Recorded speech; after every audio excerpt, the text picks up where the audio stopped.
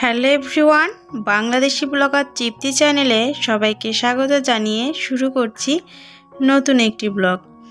সেই সঙ্গে সবাইকে জানাই শীতের গাঁদা ফুলের একরাশ শুভেচ্ছা ও ভালোবাসা।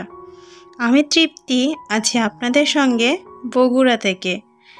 আশা করছি যে যেখান থেকেই আমার আজকের ভিডিওটি দেখছেন বা পরবর্তীতে দেখবেন সবাই ভালো আছেন, সুস্থ আছেন। আর আপনাদের সবার সুস্থতা কামনা করেই আমার আজকের ভিডিওটি শুরু করছি। কাজের লোক ছাড়া একা হাতে আমি কিভাবে টাইম টু টাইম সংসারের সমস্ত কাজ গুছিয়ে সুন্দর একটি সংসার গড়ে তুলেছি, সেটাই আজ আপনাদের সঙ্গে শেয়ার করব। আশা করছি পুরো ভিডিও জুড়ে আপনারা যদি থাকেন অবশ্যই আপনাদের ভালো লাগবে। সেই সঙ্গে ভিডিওর শুরুতেই সবার কাছে একটি রিকোয়েস্ট থাকবে, সবাই ভিডিওটি একটি লাইক দিয়ে কন্টিনিউ করবেন। সেই সঙ্গে আমার আজকের ভিডিওতে অনেকেই নতুন ভিজিট করছেন, তাদের কাছে রিকোয়েস্ট, যদি ভিডিওটি ভালো লেগে থাকে এবং পরবর্তীতে আমার ভিডিও আপনারা আরও দেখতে চান তাহলে চ্যানেলটি সাবস্ক্রাইব করে আমার পাশেই থেকে যেতে পারেন।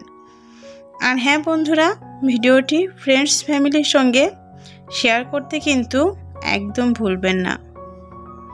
তো আমার গত ভিডিওতে প্রাঙ্গণে মোর চ্যানেল থেকে রূপা দিদিভাই কমেন্ট করেছিল যে আজকে ভেবেছিলাম যে পৌষ পার্বণের যে পিঠাপুলির উৎসব সেটা হয়তো দেখতে পাবো, কিন্তু নর্মাল একটি সাজানো গুছানো প্রতিদিনের কাজকর্ম মিলানোই ভিডিওটা দেখতে পেলাম।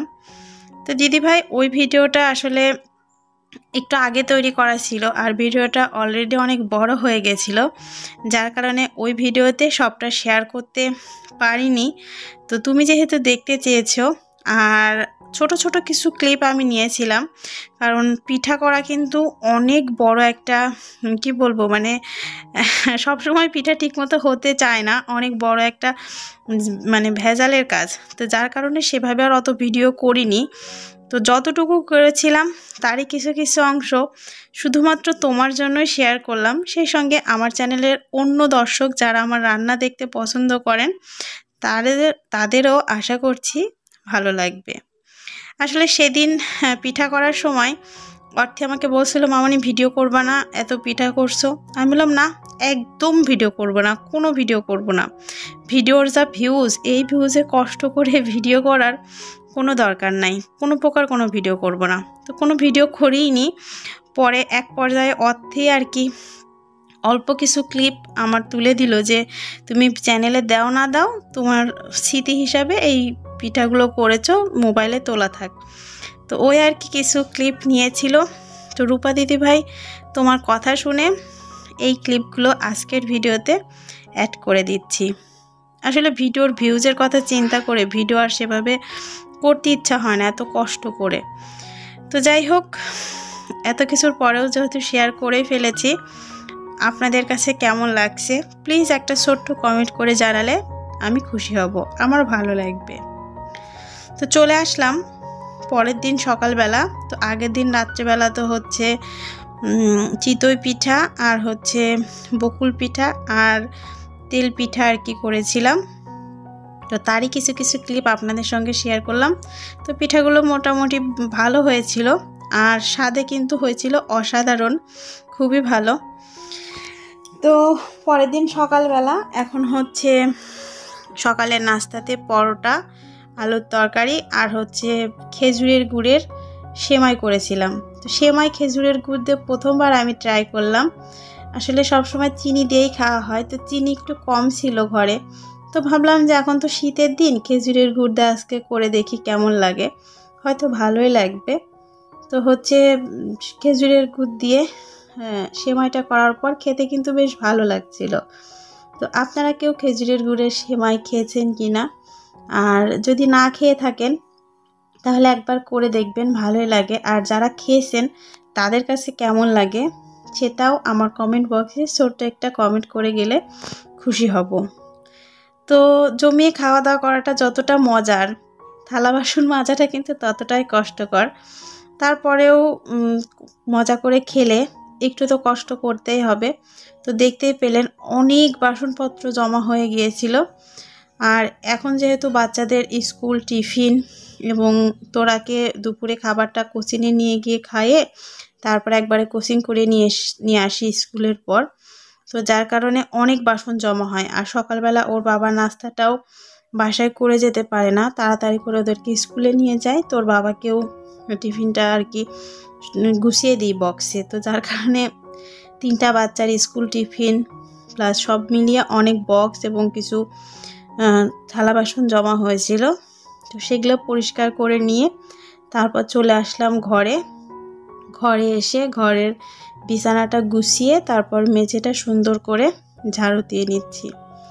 তো এভাবেই কিন্তু আমরা গৃহিণীরা যদি একটু বুদ্ধি খাটিয়ে একের পর এক কি করব কাজগুলো একটু শিডিউল করে নিয়ে বুদ্ধি করে করি, তাহলে কিন্তু আমাদের কাজটা অনেকটা সহজ হয়ে যায় এবং কাজের লোক ছাড়াও একা হাতে কিন্তু আমরা খুব ভালোভাবে হ্যান্ডেল করতে পারি।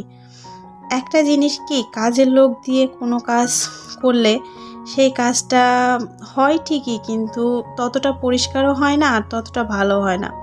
আর একটু কষ্ট করে হলেও আমরা যদি নিজেরা করে নিই তাহলে কিন্তু সেই কাজটা একদিন করলে 2-3 দিন কিন্তু এমনিতেই চলে যায়। তো কাপড় কাচার বিষয়ে আমি যেটা করে থাকি বুদ্ধি করে, তো আমি 2-3 দিন পর আর কি একটু গরম জল করে নিই। তারপর হচ্ছে আগের দিন রাতের বেলায় গরম জল আর গুঁড়া সাবান দিয়ে কাপড়গুলো খুব ভালো করে ভিজিয়ে রাখি। তারপর পরের দিন সকালের যে কাজকর্ম, খাওয়া দাওয়া, ঘর বাড়ি গোছানো, এগুলো করে তারপর কাপড়গুলো ধুয়ে দিই। এতে করে একদিন যেদিন কাপড় ধুই সেদিন অন্য কাজগুলো কম করি। তো এভাবে ম্যানেজ করেই কিন্তু কাজের লোক ছাড়া আমি করে থাকি। আর এতে করে কিন্তু কাজও সহজ হয় আর একটু কষ্ট হলেও ঘর বাড়ি যেমন পরিষ্কার থাকে, কাপড় চোপড়ও কিন্তু অনেক পরিষ্কার হয়। আর আজকে হচ্ছে 3টা বিছানার চাদর আর সেই সঙ্গে আমার 2-3টা 3 পিস আর বাচ্চাদের কিছু ড্রেস ছিল, তো সব একবারেই কেচে নিচ্ছি। তো আমি আবার আর কি যখনই জামা কাপড় কাচি, বিশেষ করে চাদর তারপর জামা কাপড়, এগুলোতে হচ্ছে নীল মার অর্থাৎ অ্যারারুট এগুলো না দিয়ে কাচি না। যত ভালো করেই কাচি না কেন, যদি সেই কাপড়ে নীল আর অ্যারারুট না দেওয়া হয় তো আমার মনে হয় যে কাপড় কাচাই যেন পরিষ্কারও হয়নি আর কাপড় কাচাটাই বৃথা, পুরো কষ্টটাই বৃথা। তো তো আমার বিয়ের পর শাশুড়িকে দেখেছি আর কি সব সময় বিছানার চাদর থেকে শুরু করে সব কিছু এভাবে মার দিয়ে কাছাকাছি করতো। তো যদিও কাজের লোক করতো, তো এখন সময়ের সঙ্গে সঙ্গে না কাজের লোকেরা সেরকম আর কাজও করতে চায় না। অন্যান্য কাজ মোছা কাচা মোটামুটি করলেও কাপড় কাচার কাজটা কিন্তু কেউ করতে চায় না, যার কারণে সপ্তাহে 1 দিন বা 2 দিন কষ্ট হলেও আমি কাজটা করে থাকি। আর এখন করতে করতে এমন একটা অভ্যাস হয়ে গেছে যে কাজের লোকের কাজ সেভাবে পছন্দও হয় না। একটু কষ্ট আর সময় লাগলেও নিজে করেই বেশি স্যাটিসফাই হয় আর কি মনটা। তো অনেকটাই যদিও কষ্ট হয়েছে, কারণ এতগুলো চাদর, তারপর টাওয়াল থেকে শুরু করে বাচ্চাদের কাপড়, জামা কাপড়, ওর সব কিছু মিলিয়ে দেখালাম আপনাদেরকে খুব ঝটপট, কিন্তু কাজগুলো করতে কিন্তু আমার অনেক সময় লেগেছে। তো সময় লাগলেও এভাবে যদি একটু বুদ্ধি করে কাজগুলো করে নেওয়া যায়, সপ্তাহের এক দিন একটা কাজ, আর কোন দিন কোনটা করব সেটা যদি আগে থেকে একটু শিডিউল করে নেওয়া যায় তো খুব ভালো হয়। যেমন এই কাপড়গুলো যদি আমি সকালে ভেজাতাম তো এই কাপড়গুলো ময়লা উঠতেই কিন্তু অনেকটা সময় লেগে যেত। তো সে কারণে আগের দিন রাত্রে ভিজিয়ে পরের দিন সকালে কিন্তু আমরা সহজেই একটু কম পরিশ্রমে কাপড়গুলো পরিষ্কার করে নিতে পারি। তো এরপর আর কি দুপুরে রান্নাবান্না করেছিলাম, সেগুলো আর আজকের ভিডিওতে শেয়ার করছি না, কারণ বড় ভিডিও এমনিতেই আপনারা দেখতে চান না। অনেক ব্যস্ততার মধ্যে দিয়ে যাচ্ছি, তারপরেও আপনাদের ভালো লাগার জন্য, খুশির জন্য এই ভিডিওটা এ পর্যন্তই শেয়ার করলাম। তো ভিডিওটি এতক্ষণ ধৈর্য ধরে দেখার জন্য অসংখ্য ধন্যবাদ। আবারও বলছি, যদি লাইক করতে ভুলে যান একটি লাইক দিয়ে ভিডিওটি সাবস্ক্রাইব করে আমার পাশেই থাকবেন। ধন্যবাদ সবাইকে ভিডিওটি দেখার জন্য।